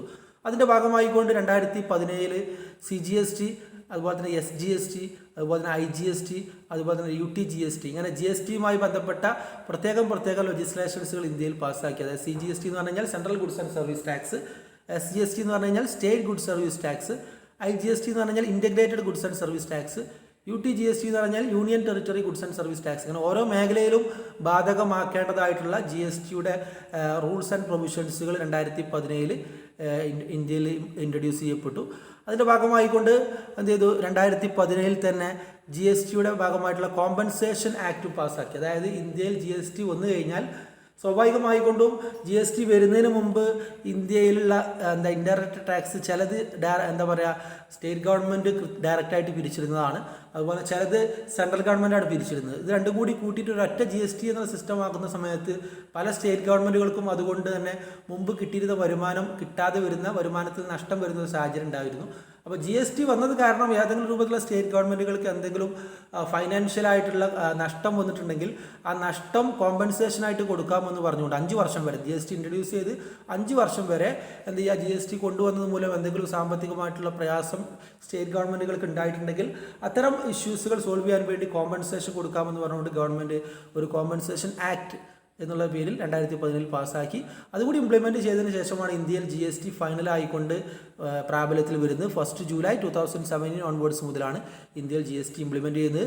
ഇന്ത്യൻ കോൺസ്റ്റിറ്റ്യൂഷൻ്റെ 101ാം അമെൻമെൻ്റ് ആയിട്ടാണ്. ഇന്ത്യൻ കോൺസ്റ്റിറ്റ്യൂഷൻ നിലവിലുണ്ടായിരുന്നത് ചില ഇൻഡയറക്റ്റ് ടാക്സുകൾ സ്റ്റേറ്റ് ഗവൺമെൻറ് പിരിക്കാമെന്നുള്ളതും ചില ഇൻഡയറക്റ്റ് ടാക്സുകൾ സെൻട്രൽ ഗവൺമെൻറ് പിരിക്കാമെന്നുള്ള ഒരു കൺകറൻറ്റ് ലിസ്റ്റായിരുന്നു. ഭരണഘടനയുടെ ആക്ടിവിറ്റീസിനെ നമുക്ക് 3ആയിട്ട് തരംതിരിക്കുക. ഒന്ന് സെൻട്രൽ ലിസ്റ്റ്, മറ്റൊന്ന് സ്റ്റേറ്റ് ലിസ്റ്റ്, മറ്റൊന്ന് കൺകറൻറ്റ് ലിസ്റ്റ് എന്നുള്ളത്. സെൻട്രൽ ലിസ്റ്റ് എന്ന് പറഞ്ഞാൽ സെൻട്രൽ ഗവൺമെൻറ് മാത്രം ചെയ്യാൻ അധികാരമുള്ള കാര്യങ്ങളെയാണ് സെൻട്രൽ ലിസ്റ്റ് അല്ലെങ്കിൽ ലിസ്റ്റ് എ എന്നുള്ള പേരിലായിട്ട് അറിയപ്പെടുക. രണ്ടാമത്തെ ലിസ്റ്റാണ് ലിസ്റ്റ് ബി അല്ലെങ്കിൽ സ്റ്റേറ്റ് ലിസ്റ്റ്. സ്റ്റേറ്റ് ഗവൺമെൻറ് മാത്രം ചെയ്യാൻ അധികാരമുള്ള കാര്യത്തെയാണ് സ്റ്റേറ്റ് ലിസ്റ്റ് എന്നുള്ള പേരിലായിട്ട് അറിയപ്പെടുക. അതേസമയം സെൻട്രൽ ഗവൺമെൻറ്റിനും സ്റ്റേറ്റ് ഗവൺമെൻറ്റിനും ഒരുപോലെ ചെയ്യാൻ അധികാരമുള്ള കാര്യത്തെയാണ് നമ്മൾ കൺകറൻറ്റ് ലിസ്റ്റ് എന്നുള്ള പേരിലായിട്ട് അറിയപ്പെടാറുള്ളത്. അപ്പോൾ സ്വാഭാവികമായിക്കൊണ്ടും കൺകറൻറ്റ് ലിസ്റ്റിലുണ്ടായിരുന്ന GST ഇൻഡയറക്റ്റ് ടാക്സ് എന്നുള്ള കോമ്പോണൻസ് കൃത്യമായിക്കൊണ്ട് എന്ത് ചെയ്യുക, അതിൽ ഒരു പരിഷ്കരണം വരുത്തുന്നത് കൊണ്ട് തന്നെ ഭരണഘടനയുടെ 101ാം അമെൻമെൻ്റ് ആയിക്കൊണ്ടാണ് ഇന്ത്യയിൽ GST ആക്ട് 2017 ഇന്ത്യയിൽ ജൂലൈ 1 മുതൽ ഇംപ്ലിമെൻറ്റ് ചെയ്ത് തുടങ്ങിയിട്ടുള്ളത് എന്നർത്ഥം. ഓക്കെ, ഇനി ഇവിടെ നമുക്ക് ഞാൻ നേരത്തെ പറഞ്ഞു ജി എസ് ടി കൗൺസിൽ എന്നുള്ളത്. ജി എസ് ടി കൗൺസിൽ എന്നുള്ളത് ജി എസ് ടിയുമായി ബന്ധപ്പെട്ട എല്ലാ പ്രധാനപ്പെട്ട തീരുമാനങ്ങളും എടുക്കുന്ന അതിൻ്റെ അപെക്സ് കൗൺസിലാണ്, അപെക്സ് ലെവൽ കൗൺസിലാണ്, സുപ്രീം കൗൺസിലാണ്. അതിൻ്റെ ഏറ്റവും ഉന്നതമായിട്ടുള്ള പവറുള്ള അതിൻ്റെ അതോറിറ്റിയാണ് ജി എസ് ടി കൗൺസിൽ എന്നുള്ള പേരിലായിട്ട് അറിയപ്പെടാറ്. It is a constitutional body for making recommendation to the union and state government on issue related to goods and service tax. G S ടിയുമായി ബന്ധപ്പെട്ട് സ്റ്റേറ്റ് ഗവൺമെൻറ്റുകൾക്കും സെൻട്രൽ ഗവൺമെൻറ്റുകൾക്കൊക്കെ കൃത്യമായി കൊണ്ട് എന്താ പറയുക തീരുമാനങ്ങൾ ഉണ്ടാക്കി കൊടുക്കുന്ന ഏറ്റവും സുപ്രീം ലെവൽ അതോറിറ്റിയുടെ പേരാണ് ജി എസ് ടി കൗൺസിൽ. സാധാരണഗതിയിൽ ജി എസ് ടി കൗൺസിലിൽ ഏകദേശം ഒരു 10-32 മെമ്പേഴ്സാണ് ഉണ്ടാവാറുള്ളത്. അതിൻ്റെ ചെയർമാൻ എന്നുള്ള എല്ലായ്പ്പോഴും ഇന്ത്യയുടെ ഫൈനാൻസ് മിനിസ്റ്റർ ആയിരിക്കും. അതേപോലെ ഇന്ത്യയിലെ വ്യത്യസ്ത സ്റ്റേറ്റുകളുടെ എല്ലാ സ്റ്റേറ്റ് ഗവൺമെൻറ്റിൻ്റെയും finance ministers, state finance ministers അതിൽ മെമ്പേഴ്സ് ആയിരിക്കും എന്നർത്ഥം. ഓക്കെ, അതിലാണ് പ്രധാനപ്പെട്ട തീരുമാനങ്ങൾ എടുക്കുക എന്നർത്ഥം. ഇനി ഇവിടെ നമുക്ക് ജി എസ് ടിയുമായി ബന്ധപ്പെട്ട അതിൻ്റെ ബെനിഫിറ്റ്സും അതിൻ്റെ ലിമിറ്റേഷൻസും ജസ്റ്റ് ഒന്ന് പറഞ്ഞു പോകേണ്ടതായിട്ടുണ്ട്. പ്രധാനമായിക്കൊണ്ടും ജി എസ് ടി കൊണ്ടുവന്നതിൻ്റെ ഭാഗമായിക്കൊണ്ട് പല രൂപത്തിലുള്ള ബെനിഫിറ്റ്സുകൾ കിട്ടിയിട്ടുണ്ട്. ഒന്നാമത്തെ എലിമിനേഷൻ ഓഫ് മൾട്ടിപ്പിൾ ടാക്സസ് എന്നുള്ളതാണ്. എലിമിനേഷൻ ഓഫ് മൾട്ടിപ്പിൾ ടാക്സസ്, നേരത്തെ നമ്മൾ കാസ്കാഡിംഗ് ഇഫക്റ്റ് എന്ന് പറഞ്ഞിരുന്നു, അത് തന്നെയാണ് ഇവിടെ ഉദ്ദേശിക്കുന്നത്. പല പേരുകളിൽ പല തവണയായിക്കൊണ്ട് അടച്ചിരുന്ന ടാക്സുകൾ നമുക്ക് ഒഴിവാക്കിയിട്ട് ഒരൊറ്റ പേരിൽ ജി എസ് ടി എന്നുള്ള പേരിൽ ഒരു സിംഗിൾ ഫ്രെയിമിൽ നമുക്ക് എന്ത് ചെയ്യാൻ പറ്റും, ഇനി മുതൽ ഇൻഡയറക്റ്റ് ടാക്സുകൾ കൊണ്ടുവരാൻ പറ്റും എന്നുള്ളതാണ് ഒന്നാമത്തെ benefits. The second benefits is that export from India are made zero rated tax. ഇന്ത്യയിൽ നിന്നും എക്സ്പോർട്ട് ചെയ്യുന്ന ഗുഡ്സിന് ജി എസ് ടി വന്നതിന് ശേഷം ടാക്സ് ഇല്ല, ടാക്സിൽ നിന്ന് അല്ലെങ്കിൽ ഇൻഡയറക്റ്റ് ടാക്സിൽ നിന്ന് ഒഴിവാക്കി കൊടുത്തു. അതായത് എക്സ്പോർട്ട് ആക്ടിവിറ്റീസ് കണ്ടക്ട് ചെയ്യുന്ന ഓർഗനൈസേഷൻസുകൾക്ക് ഇന്ത്യയിൽ ടാക്സ് ഒഴിവാക്കി കൊടുത്തു എന്നുള്ളതും ജി എസ് ടി വന്നതിന് ശേഷമുള്ള ഏറ്റവും പ്രധാനപ്പെട്ട ബെനിഫിറ്റ്സ് ആണ്. Third point, one nation one tax, അതാണ് മൂന്നാമത്തെ ഒരു ബെനിഫിറ്റ്സ് ആയിട്ട് വരുന്നത്. ഇന്ത്യ എന്നുള്ള രാജ്യത്ത് നമുക്കറിയാം ഏകദേശം 10-28 സ്റ്റേറ്റുകളും അതുപോലെ തന്നെ 6 യൂണിയൻ ടെറിട്ടറീസുമുള്ള വളരെ ലാർജ് ജോഗ്രഫിക്കൽ ഏരിയ കവർ ചെയ്യപ്പെടുന്ന ഒരു രാജ്യമാണ് ഇന്ത്യ എന്നുള്ളത്. അപ്പോൾ ഈ രീതിയിലുള്ള ഒരു രാജ്യത്ത് മുമ്പ് പല പേരുകളിൽ പല ടാക്സുകളാണ് നിലവിലുണ്ടായിരുന്നത്. അത് സ്വാഭാവികമായിക്കൊണ്ട് വലിയ കോംപ്ലിക്കേഷൻസ് ഉണ്ടാക്കും അതിൻ്റെ ഇംപ്ലിമെൻറ്റേഷനുമായി ബന്ധപ്പെട്ട്. അപ്പോൾ അത് ഒഴിവാക്കാൻ വേണ്ടി ഒരു രാജ്യത്തിന് ഒരു ടാക്സ് എന്നുള്ള വൺ നാഷൻ വൺ ടാക്സ് എന്നുള്ള ഒരു പ്രിൻസിപ്പിൾസ് നമുക്ക് ജി എസ് ടി കൊണ്ടുവന്നതിലൂടെ ഇംപ്ലിമെൻറ്റ് ചെയ്യാൻ പറ്റി എന്നുള്ളതും ഇതിൻ്റെ ഏറ്റവും പ്രധാനപ്പെട്ട മറ്റൊരു ബെനിഫിറ്റ്സ് ആണ്. അതുപോലെ തന്നെ എലിമിനേഷൻ ഓഫ് ചെക്ക് പോസ്റ്റുകൾ പലപ്പോഴും എന്തായിപ്പോയി പരമാവധി നമുക്ക് അതിൻ്റെ പ്രാധാന്യം ഇല്ലാതെയാക്കാൻ പറ്റി. അതുകൊണ്ട് പ്രത്യേകിച്ച് പർപ്പസ് ഒന്നും ഇല്ലാതാക്കാൻ പറ്റും. ഇപ്പോൾ പലപ്പോഴും ആയിക്കൊണ്ട് ഇപ്പോൾ വാളയാർ ചെക്ക് പോസ്റ്റൊക്കെ വളരെ ഫേമസ് ആയിക്കൊണ്ട് നമ്മുടെ നാട്ടിൽ കേൾക്കാറുള്ള ചെക്ക് പോസ്റ്റാണ് അല്ലേ, പാലക്കാടുള്ള വാളയാർ ചെക്ക് പോസ്റ്റ്. കാരണം കോയമ്പത്തൂരിൽ നിന്ന് സാധനങ്ങൾ കൊണ്ടുവരുന്ന സമയത്ത് കോയമ്പത്തൂരിൻ്റെയും കേരളത്തിൻ്റെയും ഇടയിലുള്ള ചെക്ക് പോസ്റ്റ് ആയിട്ടാണ് നമ്മൾ വാളയാർ ചെക്ക് പോസ്റ്റ് ഏറ്റവും പ്രധാനപ്പെട്ട ഒരു ചെക്ക് പോസ്റ്റ് എന്ന രൂപത്തിൽ നമ്മുടെ നിയറസ്റ്റ് ആയിട്ടുള്ള എന്താ അങ്ങനെ ചെക്ക് പോസ്റ്റിൻ്റെ മുമ്പുണ്ടായിരുന്ന പ്രസക്തി. കാരണം മറ്റേതെങ്കിലും സ്റ്റേറ്റുകളിൽ നിന്ന് കേരളത്തിലേക്ക് ഗുഡ്സ് കൊണ്ടുവരുമ്പോൾ സ്വാഭാവികമായിക്കൊണ്ടും ചെക്ക് പോസ്റ്റിലുള്ള ചെക്കിങ് കഴിഞ്ഞ ശേഷം മാത്രമേ പോകാൻ വേണ്ടി പറ്റുള്ളൂ. കാരണം എന്താ, മറ്റൊരു സ്റ്റേറ്റിൽ ഇപ്പോൾ എക്സാമ്പിൾ ആയിക്കൊണ്ട് തമിഴ്നാട്ടിൽ നിന്നാണ് നമ്മൾ ഗുഡ്സ് പർച്ചേസ് ചെയ്യുന്നുണ്ടെങ്കിൽ തമിഴ്നാട്ടിലെ ടാക്സ് ആണ് കൊടുത്തിട്ടുണ്ടാവുക. ആ ഗുഡ്സ് നമ്മൾ കേരളത്തിലേക്ക് കൊണ്ടുവരണമെന്നുണ്ടെങ്കിൽ കേരളത്തിലെ ടാക്സ് കൂടി അതിൽ ബാധകമാക്കേണ്ടതായിട്ട് വരും. അങ്ങനെ വരുമ്പോൾ ചെക്ക് പോസ്റ്റുകൾക്ക് വളരെ കൃത്യമായിട്ടുള്ള റോൾ ഉണ്ടായിരുന്നു. ഇപ്പോൾ നിലവിൽ എല്ലാ സ്റ്റേറ്റിലും ഒരേ ടാക്സ് ആയതുകൊണ്ട് തന്നെ എല്ലാ സ്റ്റേറ്റിലും ജി എസ് ടി എന്നുള്ള പേരിൽ ഒരേ ടാക്സ് ആയതുകൊണ്ട് തന്നെ ഇനി പ്രത്യേകിച്ച് ചെക്ക് പോസ്റ്റുകളുടെ ഒരു പ്രാധാന്യം തീരെ ഇല്ലാത്ത രൂപത്തിൽ നമുക്ക് ആക്കാൻ വേണ്ടി പറ്റി. എലിമിനേഷൻ ഓഫ് ചെക്ക് പോസ്റ്റ് എന്നുള്ളൊരു ഏറ്റവും പ്രധാനപ്പെട്ട ജി എസ് ടിയുടെ ബെനിഫിറ്റ്സ് ആയിട്ട് വരും. അതുപോലെ തന്നെ online submission of transaction details and document. മുമ്പ് കാലങ്ങളിൽ ഇൻഡയറക്റ്റ് ടാക്സ് അതിൻ്റെ റിട്ടേൺസ് ഫയലപ്പ് ചെയ്യുക എന്നുള്ളത് വലിയ രൂപത്തിലുള്ള പേപ്പർ വർക്കുകൾ മെയിൻറ്റെയിൻ ചെയ്തിരുന്നു, വലിയ രൂപത്തിലുള്ള പേപ്പർ വർക്കുകൾ വേണ്ടിയിരുന്നു. ഇപ്പോൾ ജി എസ് ടിയുടെ ഭാഗമായിക്കൊണ്ട് ജി എസ് ടി കംപ്ലീറ്റ് ആയിക്കൊണ്ട് ഏകദേശം ഓൺലൈൻ ഫോർമാറ്റിലാണ് നമ്മൾ കണ്ടക്ട് ചെയ്യപ്പെടാറുള്ളത്. അതുകൊണ്ട് തന്നെ വലിയ രൂപത്തിലുള്ള ഓൺലൈൻ ട്രാൻസാക്ഷൻസിലൂടെയാണ് കണ്ടക്ട് ചെയ്യുന്നതുകൊണ്ട് നമുക്ക് കുറച്ചുകൂടി വളരെ ഈസി ആയിക്കൊണ്ട് ചെയ്യാനും വളരെ ടൈം ഒരുപാട് ലാഭിക്കാനൊക്കെ സാധിക്കുന്നുള്ളൂ. അതിന് ഏറ്റവും പ്രധാനപ്പെട്ട ഒരു പ്രത്യേകതയാണ്. അതുപോലെ തന്നെ എന്താണ്, extend the Indian taxation system to international level. ഇന്ത്യയുടെ ടാക്സ് സിസ്റ്റം എന്നുള്ളത് ഇൻ്റർനാഷണൽ ലെവലിലേക്ക് അപ്ഡേറ്റ് ചെയ്യാൻ പറ്റി എന്നുള്ളതും ഇന്ത്യയിൽ ജി എസ് ടി എന്നുള്ള സിസ്റ്റം കൊണ്ടുവന്നതിൻ്റെ ഏറ്റവും പ്രധാനപ്പെട്ട ഒരു ബെനിഫിറ്റ്സ് ആണ്. കാരണം ലോകത്ത് അറിയപ്പെടുന്ന എല്ലാ പ്രധാനപ്പെട്ട ലോകരാജ്യങ്ങളിലും ജി എസ് ടി എന്നുള്ള സിസ്റ്റമാണ് ഉണ്ടായിരുന്നത്. അപ്പോൾ ആ ഒരു ഇൻ്റർനാഷണൽ ലെവലിലേക്ക് ഇന്ത്യയുടെ ടാക്സേഷൻ്റെ ക്വാളിറ്റിയെ കൂടി ഹൈപ്പ് ചെയ്യാൻ വേണ്ടിയിട്ട് ജി എസ് ടി വന്നതിലൂടെ സാധിച്ചു എന്നുള്ളതും ഏറ്റവും പ്രധാനപ്പെട്ട മറ്റൊരു ബെനിഫിറ്റ്സ് ആണ്. അതുപോലെ തന്നെ no personal interference of officers of tax department. പലപ്പോഴും indirect tax G S T വരുന്നതിന് മുമ്പ് ഞാൻ നേരത്തെ പറഞ്ഞു വലിയ രൂപത്തിലുള്ള പേപ്പർ വർക്കുകൾ ഉണ്ടായിരുന്നു. പല സ്റ്റേറ്റിലും പല റേറ്റ് ഓഫ് ടാക്സുകളും പല രൂപത്തിലുള്ള വ്യത്യസ്ത നിയമങ്ങളാണ് നിലവിലുണ്ടായിരുന്നത്. അതുകൊണ്ട് തന്നെ പലപ്പോഴും ടാക്സ് ഓഫീസേഴ്സിൻ്റെ ഇൻഫ്ലുവൻസിലൂടെ മാത്രമേ പലപ്പോഴും മുമ്പ് കാര്യങ്ങൾ ചെയ്യാൻ പറ്റുമായിരുന്നുള്ളൂ. ഇപ്പോൾ നമുക്ക് കംപ്ലീറ്റ് ആയിക്കൊണ്ട് ജി എസ് ടി വന്നതിന് ശേഷം ഓൺലൈൻ ആയതുകൊണ്ട് തന്നെ ടാക്സ് ഓഫീസേഴ്സിൻ്റെ വലിയ രൂപത്തിലുള്ള ഇൻ്റർവെൻഷനോ ഇടപെടലുകളോ ഒന്നും കൂടാതെ തന്നെ വളരെ ഈസി ആയിട്ട് ബിസിനസ് മാൻ സ്വന്തം നിലക്ക് തന്നെ എന്ത് ചെയ്യാൻ പറ്റിയിരുന്നത് GST വളരെ കൃത്യമായിക്കൊണ്ട് പേയ്മെൻറ്റ് ചെയ്യാൻ പറ്റുമെന്നുള്ളത് മറ്റൊരു പ്രധാനപ്പെട്ട ബെനിഫിറ്റ്സ് ആണ്. അതുപോലെ തന്നെ tax exemption for essential basic items.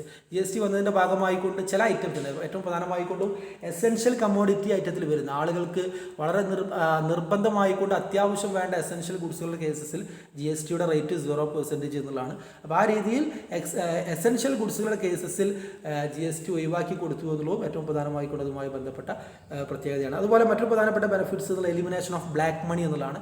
കള്ളപ്പണം ഒരു പരിധിവരെ ഇല്ലാതെയാക്കാൻ ഈ പറയപ്പെടുന്ന GSTയിലൂടെ നമുക്ക് സാധിച്ചു. കാരണം മുമ്പ് പല പേരുകളിൽ പല റേറ്റ് ഓഫ് ടാക്സ് അടക്കേണ്ടിയിരുന്നത് ആളുകൾ പലപ്പോഴും ബ്ലാക്ക് മണിയിലേക്ക് ബ്ലാക്ക് ട്രാൻസാക്ഷനിലേക്ക് അവരെ പ്രോത്സാഹിപ്പിച്ചിരുന്നു. ഇപ്പോൾ എല്ലാ സ്റ്റേറ്റിലും ഒരൊറ്റ സിംഗിൾ ടാക്സ് ആണ് എന്നുള്ളതുകൊണ്ട് തന്നെ പലപ്പോഴും ഇപ്പോൾ ബ്ലാക്ക് മണിയുടെ ട്രാൻസാക്ഷൻ വളരെയധികം കുറക്കാൻ വേണ്ടി സാധിക്കുമെന്നുള്ളതും അതിൻ്റെ ഏറ്റവും പ്രധാനപ്പെട്ട ബെനിഫിറ്റ്സ് ആണ്. അപ്പോൾ നമ്മളൊരു 8-10 ബെനിഫിറ്റ്സുകളാണ് GSTയുമായി ബന്ധപ്പെട്ട് ലിസ്റ്റ് ഔട്ട് ചെയ്തിട്ടുള്ളത്. അപ്പോൾ നമുക്കറിയാം ബെനിഫിറ്റ്സ് മാത്രമല്ല GSTക്കുള്ള ചില ലിമിറ്റേഷൻസ് കൂടി സ്വാഭാവികമായിക്കൊണ്ടും GST ഫേസ് ചെയ്യുന്ന സമയത്ത് ഉണ്ടാവാറുണ്ട്. ഒരു 2-3 ലിമിറ്റേഷൻസ് നമ്മൾ GSTയുമായി ബന്ധപ്പെട്ട് പറയുകയാണെങ്കിൽ GSTയുടെ ലിമിറ്റേഷനായിട്ട് അല്ലെങ്കിൽ ഡിസഡ്വാൻറ്റേജസ് ആയിട്ട് പറയുകയാണെന്നുണ്ടെങ്കിൽ ഒന്ന് ലെസർ റോൾ ടു ഗവൺമെൻറ് എന്നുള്ളതാണ്. പലപ്പോഴും പണ്ട് നിലവിലുണ്ടായിരുന്ന ഇൻഡയറക്റ്റ് ടാക്സസിൽ സ്റ്റേറ്റ് ഗവൺമെൻറ്റുകൾക്ക് അവർക്ക് സ്വന്തമായിട്ട് പിരിക്കാവുന്ന ടാക്സ് ഉണ്ടായിരുന്നു. സെൻട്രൽ ഗവൺമെൻറ്റിന് അവർക്ക് സ്വന്തമായിട്ട് പിരിക്കാൻ പറ്റുന്ന ടാക്സ് ഉണ്ടായിരുന്നു. പ്രത്യേകിച്ചും സ്റ്റേറ്റ് ഗവൺമെൻറ്റുകൾക്ക് വലിയ അധികാരം മുമ്പുണ്ടായിരുന്ന ഇൻഡയറക്റ്റ് ടാക്സിൽ ഉണ്ടായിരുന്നു. ഇത് GST ആക്കിയോട് കൂടിയിട്ട് എന്ത് ചെയ്തു, സ്റ്റേറ്റ് ഗവൺമെൻറ്റുകൾക്ക് ഇപ്പോൾ വലിയ റോളുകളൊന്നും സാധാരണഗതിയിൽ കിട്ടുന്ന സാഹചര്യം. സ്റ്റേറ്റ് ഗവൺമെൻറ്റുകളുടെ റോളുകൾ പലപ്പോഴും ആയിക്കൊണ്ട് ഈ തീരുമാനമെടുക്കുന്നതിലോ GSTയുടെ റേറ്റ് ഫിക്സ് ചെയ്യുന്നതിലോ GSTയുടെ പോളിസി ഡിസിഷൻ എടുക്കുന്നതിലോ എന്ത് ചെയ്യുക, GST കൗൺസിൽ മെമ്പറാണെങ്കിൽ പോലും അതിലെ സുപ്രധാനപ്പെട്ട തീരുമാനങ്ങൾ എടുക്കുന്നതിൽ പലപ്പോഴും ഓരോ സ്റ്റേറ്റ് ഗവൺമെൻറ്റുകൾക്കും വളരെ കുറഞ്ഞ റോൾ മാത്രമേ ഉള്ളൂ. ലെസർ റോൾ ടു ഗവൺമെൻറ് എന്നുള്ളതാണ് ഏറ്റവും പ്രധാനപ്പെട്ട ഒന്നാമത്തെ ലിമിറ്റേഷനായിട്ട് വരിക. അതുപോലെ തന്നെ it is very difficult for small scale businessman. ചെറുകിട ബിസിനസ്സുകാരെ സംബന്ധിച്ചിടത്തോളം ഈ GST എന്നുള്ളത് കുറച്ച് കോംപ്ലിക്കേറ്റഡ് ആയിരിക്കും. അവരെ സംബന്ധിച്ചിടത്തോളം അതിന് മാത്രം വലിയ രൂപത്തിലുള്ള ട്രാൻസാക്ഷൻ നടക്കാത്ത ചെറുകിട ബിസിനസ് സംരംഭകരെ സംബന്ധിച്ചിടത്തോളം GST എന്നുള്ള ഈ ഒരു സ്ട്രക്ചർ പലപ്പോഴും അവർക്ക് അത്രമാത്രം സ്യൂട്ടബിൾ അല്ലാത്തൊരു സാഹചര്യമായിട്ട് വരാറുണ്ട്. അതുപോലെ തന്നെ ഫുള്ളി ഡിജിറ്റലൈസ്ഡ്, സ്വാഭാവികമായിക്കൊണ്ടും എല്ലാ ഓഫീസുകളും കൃത്യമായിക്കൊണ്ട് കമ്പ്യൂട്ടറൈസേഷൻ ചെയ്ത പൂർണ്ണമായിക്കൊണ്ടും ഓൺലൈൻ ആയിക്കൊണ്ട് പെർഫോം ചെയ്യുന്ന ഒരു സിസ്റ്റമാണ് GST എന്നുകൊണ്ട് തന്നെ സ്ഥാപനങ്ങളിൽ കമ്പ്യൂട്ടർ ഓട്ടോമേഷൻ നടത്താത്ത, കമ്പ്യൂട്ടറൈസേഷൻ നടത്താത്ത സ്ഥാപനങ്ങളിൽ പലപ്പോഴും ഈ GST എന്നുള്ള സിസ്റ്റം പലപ്പോഴും പ്രയാസകരമാക്കാറുണ്ട് എന്നുള്ളതും അതിൻ്റെ മറ്റൊരു പ്രധാനപ്പെട്ട ലിമിറ്റേഷനായിട്ട് പറയാവുന്നതാണ്. അതുപോലെ തന്നെ time required to become familiar. ഇതിപ്പോൾ 2017 വന്നിട്ടുള്ളൂ, ഇപ്പോൾ 2020 നമ്മളായിട്ടുള്ളൂ. അപ്പോൾ ആളുകൾക്ക് GSTയുടെ ഓരോ പ്രധാനപ്പെട്ട റൂൾസിനെ കുറിച്ചും പ്രൊവിഷൻസിനെ കുറിച്ചും മനസ്സിലായി വരുന്നേ ഉള്ളൂ എന്നുള്ളൂ അതിൻ്റെ ഒരു നോർമലായിട്ടുള്ള ലിമിറ്റേഷനായിട്ട് നമുക്ക് വേണമെങ്കിൽ പറയാം. അതുപോലെ തന്നെ frequent changes in law of GST and rate of GST etcetera. GSTയിലെ നിയമങ്ങളിലും GSTയുടെ റേറ്റിലും ഇടക്കിടക്ക് മാറ്റങ്ങൾ വരും. GST കൗൺസിൽ കൂടി കഴിഞ്ഞാൽ സ്വാഭാവികമായിക്കൊണ്ടും GSTയിൽ പുതിയ തീരുമാനങ്ങളും പുതിയ റൂൾസുകളൊക്കെ അപ്ലൈ ചെയ്യാറുണ്ട്. അപ്പോൾ ഇടക്കിടക്ക് അതിൻ്റെ റൂൾസിലും അതുപോലെ തന്നെ GSTയുടെ ടാക്സിൻ്റെ റേറ്റിലൊക്കെ വ്യത്യാസം വരുന്നതും ഒരു ലിമിറ്റേഷനായിട്ട് വേണമെങ്കിൽ നമുക്ക് സൂചിപ്പിക്കാവുന്നതാണ്. ഇങ്ങനെ ഒരു 4-5 ലിമിറ്റേഷൻസ് നമുക്ക് GSTയുടെ ഭാഗമായിട്ട് ആർഗ്യൂ ചെയ്യാനായിക്കൊണ്ട് സാധിക്കും. ഓക്കെ, അപ്പോൾ അത്രയാണ് benefits and limitations of GST എന്നുള്ള പോയിൻറ്റ്സുമായി ബന്ധപ്പെട്ട് ഡിസ്കസ് ചെയ്യാനായിട്ടുള്ളത്. ഇനി മറ്റൊരു പ്രധാനപ്പെട്ട പോയിൻറ്റ്സ് എന്നുള്ള GSTയുടെ റേറ്റ് ആണ്. ഇന്ത്യയിൽ GSTക്ക് കീഴിൽ ഏകദേശം ഒരു 5 റേറ്റുകളാണ് പ്രധാനമായിട്ടും പറയാറുള്ളത്. ഒന്ന് 0% GST, അതായത് GST എന്നുള്ളത് 0 ആണെന്ന് അർത്ഥം. ഞാൻ നേരത്തെ പറഞ്ഞ പോലെ ബേസിക് ഗുഡ്സ് ആണെന്നുണ്ടെങ്കിൽ എസെൻഷ്യൽ ഗുഡ്സിൻ്റെ കേസസിൽ GST എന്നുള്ളത് 0 ആണ് വരാറുള്ളത്. രണ്ടാമത്തെ 3% എന്നുള്ളതാണ്. സാധാരണഗതിയിൽ ഗോൾഡുമായി ബന്ധപ്പെട്ടാണ്, ഗോൾഡ്, സിൽവർ ഇങ്ങനെയുള്ള ഓർണമെൻറ്റ്സുമായി ബന്ധപ്പെട്ടാണ്, ജ്വല്ലറി ഐറ്റംസുമായി ബന്ധപ്പെട്ട് 3% GST ആണ് ചാർജ് ചെയ്യപ്പെടുക. അതിൽ പ്രത്യേകം ശ്രദ്ധിക്കേണ്ടതായിട്ടുള്ള ഡയമണ്ട് ആണെന്നുണ്ടെങ്കിൽ 0.25% ആണ് GST വരിക. അത് ഇതിൽ നമ്മൾ ഉൾപ്പെടുത്തിയിട്ടില്ല. ഡയമണ്ട് ആണ് എന്നുണ്ടെങ്കിൽ, വജ്രാഭരണങ്ങളാണ് എന്നുണ്ടെങ്കിൽ സാധാരണഗതിയിൽ അത് 0.25% ആണ് GST ചാർജ് ചെയ്യുക. ഗോൾഡോ സിൽവറോ അതുപോലെയുള്ള ജ്വല്ലറി ഐറ്റംസുകളാണെങ്കിൽ അത് 3% ആണ് GST ആയിട്ട് വരിക എന്നർത്ഥം. അതുപോലെ തന്നെ സാധാരണഗതിയിൽ നമ്മൾ ഉപയോഗിക്കാറുള്ള ബേസിക് ഗുഡ്സുകളൊക്കെ 5% എന്നുള്ള GSTയുടെ റേറ്റിലാണ് വരിക. അതുപോലെ തന്നെ നോർമലായിട്ട് നമ്മൾ ഉപയോഗിക്കാറുള്ള ഡ്യൂറബിൾ കമ്മോഡിറ്റീസ്, ഫർണിച്ചർ, അതല്ലെങ്കിൽ ഓഫീസ് ഐറ്റംസുകൾ, ഇങ്ങനെയുള്ള നോർമലായിക്കൊണ്ട് ഉപയോഗിക്കാറുള്ള റിപ്പീറ്റേറ്റീവ് ആയിക്കൊണ്ട് ഉപയോഗിക്കാറുള്ള ഐറ്റത്തിനൊക്കെ 12% GST ആണ് വരിക. മറ്റൊന്ന് ഇലക്ട്രോണിക് ഗുഡ്സ്, ഇലക്ട്രിക്കൽ ഗുഡ്സ് ഇങ്ങനെയുള്ള ഐറ്റംസുകൾക്കൊക്കെ 18% GST ആണ് വരാറുള്ളത്. അതേസമയം ലക്ഷറി ഗുഡ്സുകളുടെ കേസസിൽ ലക്ഷറി ഐറ്റംസുമായി ബന്ധപ്പെട്ട് GST എന്നുള്ളത് സാധാരണഗതിയിൽ 28% ആണ്. ഓക്കെ, അപ്പോൾ ജി എസ് ടി കൗൺസിലിൻ്റെ തീരുമാനപ്രകാരം 40% വരെ വേണമെങ്കിൽ എന്ത് ചെയ്യുക, ഈ റേറ്റ് എക്സ്റ്റെൻഡ് ചെയ്യാവുന്നതാണ്. ഇപ്പോൾ നിലവിൽ പരമാവധി 28% വരെ ഉള്ളൂ. ഇത് വേണമെങ്കിൽ 40% വരെ എന്ത് ചെയ്യുക, ഇൻക്രീസ് ചെയ്ത് കൊണ്ടുപോകുക എന്നുള്ള വേറെ വിഷയം. അതേസമയം GST ഉൾപ്പെടാത്ത പല ഐറ്റംസുകളും ഇന്ത്യയിൽ ഇപ്പോൾ നിലവിലുണ്ട്. ഫോർ എക്സാമ്പിൾ ആയിക്കൊണ്ട് പെട്രോളിയം പ്രോഡക്ട്സുകൾ GSTയുടെ പരിധിയിൽ വരുന്നില്ല, അല്ലെങ്കിൽ ഗ്യാസ് ഐറ്റംസ് GSTയുടെ പരിധിയിൽ വരുന്നില്ല.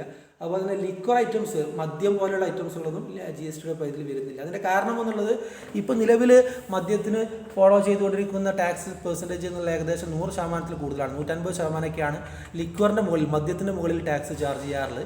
GST കൊണ്ടുവരികയാണെങ്കിൽ പരമാവധി ചാർജ് ചെയ്യാൻ പറ്റുന്നത് 28% ഇപ്പോൾ നിലവിലുള്ള റേറ്റ് വെച്ചിട്ടാണെന്നുണ്ടെങ്കിൽ. പെട്രോളിയത്തിന് നമുക്കറിയാം, ഇപ്പോൾ ഒരു 50 റുപ്പീസ് നമ്മൾ പെട്രോളിയം വാങ്ങുന്നുണ്ടെന്നുണ്ടെങ്കിൽ അതിലൊരു 30-35 റുപ്പീസ് മാത്രമേ അതിൻ്റെ പ്രൈസ് ഉള്ളൂ. ബാക്കി ഏകദേശം 50 റുപ്പീസുള്ളൂ. അതായത് അതിൻ്റെ ഒരു 60-65% പെട്രോളിയം പ്രൊഡക്റ്റിൻ്റെ 65% അതിൻ്റെ ടാക്സാണ്. അപ്പോൾ അതിനൊക്കെ നമ്മൾ GSTയിലേക്ക് കൊണ്ടുവന്നു കഴിഞ്ഞാൽ നേരത്തെ പറഞ്ഞ പോലെ പരമാവധി 28% വരുള്ളൂ. ഗവൺമെൻറ്റിനെ സംബന്ധിച്ചോളം വലിയ രൂപത്തിലുള്ള ഫൈനാൻഷ്യൽ ഡിക്ലൈൻ സംഭവിക്കും എന്നുള്ളത് കൊണ്ട് തന്നെ നിലവിൽ അതൊക്കെ GSTക്ക് പുറത്ത് ട്രാൻസാക്ട് ചെയ്യപ്പെടുന്ന ഗുഡ്സുകളാണ്. പെട്രോളിയം ഐറ്റംസ്, ഗ്യാസ് ഐറ്റംസ്, അതുപോലെ തന്നെ നേരത്തെ ഞാൻ സൂചിപ്പിച്ചിട്ടുള്ള ലിക്വർ ഐറ്റംസ്, ഈ കമ്മോഡിറ്റീസുകളൊക്കെ. ഓക്കെ, അത്രയാണ് നമുക്ക് GSTയുടെ റേറ്റ് ഓഫ് ടാക്സുമായി ബന്ധപ്പെട്ട് സൂചിപ്പിക്കാനുള്ള ടെർമിനോളജീസ് എന്നുള്ളത്. പിന്നെ ഇവിടെ നമ്മൾ സപ്ലൈയുമായി ബന്ധപ്പെട്ട്, സപ്ലൈ എന്ന് പറഞ്ഞാൽ ശരിക്കും സെയിൽസ് എന്നുള്ള അർത്ഥമാണ് വരിക. GSTയുമായി ബന്ധപ്പെട്ട് 2-3 ടൈപ്പ് സെയിൽസ് ഉണ്ടാവുന്നത്. ടാക്സബിൾ സപ്ലൈ, അതായത് GST അപ്ലിക്കബിൾ ആയിട്ടുള്ള സെയിൽസ് എന്നർത്ഥം. മറ്റൊന്ന് എക്സംപ്റ്റഡ് സപ്ലൈ, നേരത്തെ സൂചിപ്പിച്ച പോലെ തന്നെ ടാക്സ് GSTയുടെ കേസസിൽ അത് 0% GST വരുന്നതാണ് എക്സംപ്റ്റഡ് സപ്ലൈ എന്നുള്ള പേരിലായിട്ട് അറിയപ്പെടാറുള്ളത്. മറ്റൊന്ന് നോൺ GST സപ്ലൈ, GST ഉൾപ്പെടാത്ത ഐറ്റംസുകൾ, നേരത്തെ പറഞ്ഞ പോലെ liquor, petroleum items, gas items, ഇതൊക്കെ നോൺ GST സപ്ലൈ ആണ്. അതുപോലെ തന്നെ 0 റേറ്റഡ് സപ്ലൈ നേരത്തെ ഞാൻ സൂചിപ്പിച്ചു, 0% ചാർജ് ചെയ്യുന്നതാണെന്നുള്ളത്. ഈ രീതിയിൽ GSTയിൽ ഉൾപ്പെടുത്താത്തതും 0% ആയിട്ടുള്ളതും സാധാരണ GSTയിൽ ഉൾപ്പെടുത്തിയതുമായിട്ടുള്ള ട്രാൻസാക്ഷനാണ് നോർമൽ കേസിൽ സെയിൽസുമായി ബന്ധപ്പെട്ട് കണ്ടക്ട് ചെയ്യപ്പെടാറുള്ളത്. ഓക്കെ, ഇനി GST എന്നുള്ളതിന് സാധാരണഗതിയിൽ നമുക്ക് 2-3 രീതിയിൽ അതിൻ്റെ കോമ്പണൻസ് ഓഫ് GST എന്ന് പറയും. അതിൽ നമുക്ക് ഏറ്റവും ഫേമസ് ആയിട്ട് നമ്മളൊക്കെ ബില്ല്, നമ്മൾ ഏതെങ്കിലും രൂപത്തിലുള്ള സാധനങ്ങൾ പർച്ചേസ് ചെയ്യുമ്പോൾ അതിൽ GST നോക്കി കഴിഞ്ഞാൽ മനസ്സിലാവും. അതിൽ CGST ഉണ്ടാവും, SGST ഉണ്ടാവും. CGST എന്ന് പറഞ്ഞാൽ central goods and service tax, SGST എന്ന് പറഞ്ഞാൽ state goods and service tax. അപ്പോൾ ഏത് ഗുഡ്സ് നമ്മൾ പർച്ചേസ് ചെയ്യാന്നുണ്ടെങ്കിലും 2 ലെയർ ഉണ്ടാവും. ഒന്ന് അത് സ്റ്റേറ്റ് ട്രാൻസാക്ഷൻ ആണെങ്കിൽ അത് CGSTയും SGST ഉണ്ടാവും.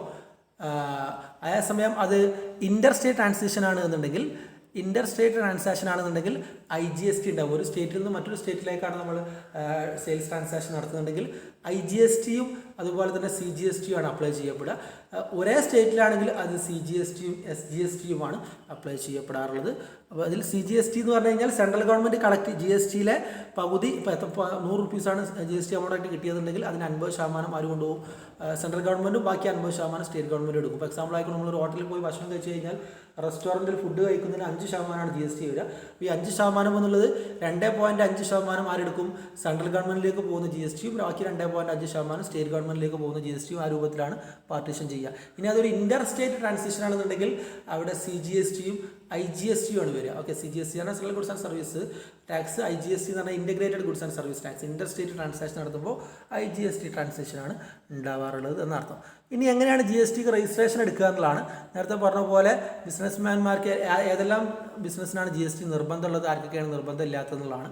സാധാരണഗതിയിൽ every supplier of goods and service who required to obtain GST registration in the state he make taxable supply of the aggregate turnover exceed 40 lakh during the previous year.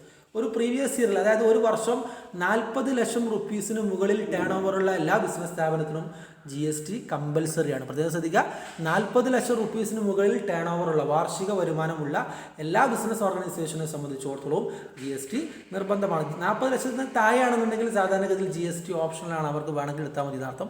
അതേസമയം ചില പ്രത്യേക സ്റ്റേറ്റുകൾ, സാധാരണഗതിയിൽ സെലക്റ്റീവായിട്ടുള്ള ഒരു 8-10 സ്റ്റേറ്റുകളുടെ കേസസിൽ അവർക്ക് 40 ലക്ഷത്തിൻ്റെ ആവശ്യമില്ല, 20 ലക്ഷത്തിൽ ലക്ഷത്തിൻ്റെ ടേൺ ഓവർ ഉണ്ടായി കഴിഞ്ഞാൽ തന്നെ സ്പെഷ്യൽ ടൈപ്പ് ഓഫ് സ്റ്റേറ്റുകളുടെ കേസസിൽ 20 ലക്ഷത്തിൻ്റെ സെയിൽസ് ടേൺ ഓവർ ഉണ്ടായാൽ തന്നെ അവർ GST എടുക്കൽ കമ്പൽസറി ആയിട്ട് മാറും.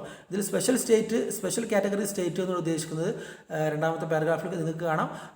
അതിൽ ജമ്മു ആൻഡ് കാശ്മീർ, അതുപോലെ തന്നെ അരുണാചൽ പ്രദേശ്, അസം, മണിപ്പൂർ, മേഘാലയ, മിസോറാം, നാഗാലാൻഡ്, സിക്കിം, ത്രിപുര, ഹിമാചൽ പ്രദേശ്, ഉത്തരാഖണ്ഡ്. ഇത് നമ്മൾ നോർത്ത് ഈസ്റ്റ് സ്റ്റേറ്റ് എന്നാണ് ഇതിനെ നമ്മൾ കോമൺ ആയിട്ട് അറിയപ്പെടാറുള്ളത്. അപ്പോൾ ഇന്ത്യയുടെ ഒരു ഭൂപടം നിങ്ങളുടെ മനസ്സിൽ വരുന്നുണ്ടെങ്കിൽ ഏറ്റവും മുകളിൽ ജമ്മു കാശ്മീർ മുതൽ ഏറ്റവും റൈറ്റ് എൻഡിലായിക്കൊണ്ട് എന്ത് ചെയ്യുക, നമ്മൾ നോർത്ത് ഈസ്റ്റ് ഏരിയക്കാണ് നമ്മുടെ റൈറ്റ് എൻഡിലായിക്കൊണ്ട് ഏറ്റവും ടോപ്പിൽ നിന്ന് റൈറ്റ് എൻഡിലേക്ക് നമ്മൾ ഇന്ത്യയുടെ ഒരു ഭൂപടം മനസ്സിലാലോചിച്ച് കഴിഞ്ഞാൽ ആ ഏരിയ നിങ്ങൾക്ക് കിട്ടും. ഹിമാലയത്തിൻ്റെ ആ ഭാഗം, അതിനെ നമ്മൾ നോർത്ത് ഈസ്റ്റ് സ്റ്റേറ്റ് എന്നുള്ളതാണ് പൊതുവിൽ അറിയപ്പെടാറുള്ളത്. ഈ നോർത്ത് ഈസ്റ്റ് സ്റ്റേറ്റിൽ പെടുന്ന ഏകദേശം 8-9 സ്റ്റേറ്റുകളായിട്ട് നമ്മൾ സ്പെഷ്യൽ കാറ്റഗറി സ്റ്റേറ്റ് ആയിട്ട് അറിയപ്പെടാറുള്ളത്. ഇവർക്ക് ഇൻഡോ ചൈന ബോർഡർ അവിടെ ഉണ്ട്. അതുപോലെ തന്നെ ഹിമാലയവുമായി ബന്ധപ്പെട്ട വലിയ രൂപത്തിലുള്ള ഇക്കോളജിക്കൽ പ്രോബ്ലംസ് അവിടെ ഉണ്ട്. അതുപോലെ തന്നെ പല രൂപത്തിലുള്ള അതിക്രമങ്ങൾ ആ ഭാഗങ്ങളിൽ കൃത്യമായി കൊണ്ട് പലപ്പോഴും ആളുകൾക്ക് ഫേസ് ചെയ്യേണ്ടതായിട്ട് വരാറുണ്ട്. അപ്പോൾ ഇങ്ങനെയുള്ള ഇഷ്യൂസുകൾ ഉള്ളതുകൊണ്ട് തന്നെ അവർക്ക് പ്രത്യേകമായിട്ടൊരു കാറ്റഗറി കൊടുത്താണ് സ്പെഷ്യൽ കാറ്റഗറി സ്റ്റേറ്റ് എന്നുള്ളത്. സ്പെഷ്യൽ കാറ്റഗറി സ്റ്റേറ്റിൻ്റെ കേസസിൽ 20 ലക്ഷം റുപ്പീസ് വാർഷിക ടേൺ ഓവറുള്ള സ്ഥാപനമാണെന്നുണ്ടെങ്കിൽ GST നിർബന്ധമാണ്. സാധാരണ സ്റ്റേറ്റുകളാണെന്നുണ്ടെങ്കിൽ 40 ലക്ഷം റുപ്പീസിന് മുകളിൽ ടേൺ ഓവർ ഉണ്ടെങ്കിൽ GST നിർബന്ധമാണ് എന്നർത്ഥം. ഓക്കെ, ബാക്കിയുള്ള കേസസിൽ അതായത് 20-നും താഴെയാണെന്നുണ്ടെങ്കിൽ സ്പെഷ്യൽ സ്റ്റേറ്റിൻ്റെ കേസിൽ GST ഓപ്ഷണലാണ്. 40-ൽ താഴെയാണ് ജനറൽ സ്റ്റേറ്റിൻ്റെ കേസിൽ എന്നുണ്ടെങ്കിലും GST ഓപ്ഷണലാണ് എന്നർത്ഥം. ഓക്കെ, അപ്പോൾ അത്രയാണ് നമുക്ക് അതുമായി ബന്ധപ്പെട്ട് പൊതുവിൽ സൂചിപ്പിക്കാനായിട്ടുള്ളത്. ഇനി നമുക്ക് കുറച്ച് ടെർമിനോളജീസ് ഡിസ്കസ് ചെയ്യാനുള്ളത് GST ഇൻപുട്ട് ടാക്സ് ക്രെഡിറ്റ് എന്നുള്ളതാണ്. സാധാരണഗതിയിൽ ഇപ്പോൾ സപ്പോസ് നമ്മളൊരു ഗുഡ്സ് മാനുഫാക്ചർ ചെയ്യാമെന്ന് വിചാരിക്കുക.